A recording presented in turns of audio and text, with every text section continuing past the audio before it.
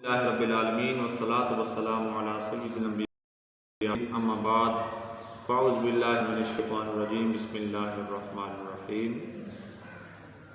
الحمدللہ، یہ وہ ماہ مبارک ہے جس میں دن اور رات اللہ کی رحمتیں برستی ہیں۔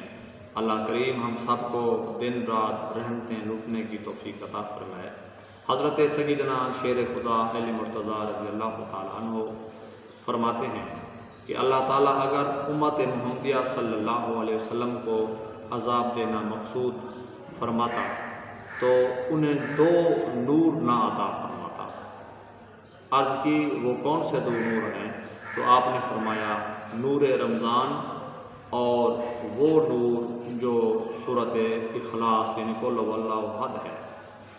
اگر اللہ تعالیٰ امت محمدیہ صلی اللہ علیہ وسلم کو عذاب دینا چاہتا تو انہیں رمضان جیسی عظیم نعمت نہ دیتا اور انہیں قرآن میں سورۃ قل هو اللہ احد نہ دیتا۔ یہ وہ ایسے تحفے ہیں، اگر انسان رمضان مبارک میں صحیح معنی توبہ کرے، استغفار کرے، اللہ تعالیٰ کی بارگاہ میں معافی مانگے اور قرآن کی سورۃ اخلاص قل هو اللہ احد پڑھتا رہے تو بڑا خوش قسمت ہے، وہ عذاب سے بچ جائے گا، وہ نجات کا سبب ہے۔ قل هو اللہ احد سورت دیکھنے میں تو مختصر ہے، لیکن حدیث پاک کے مطابق جس نے 3 مرتبہ سورۃ اخلاص قل هو اللہ احد پڑھ لی، اللہ کریم اسے پورے قرآن ختم کا ثواب عطا فرماتا ہے۔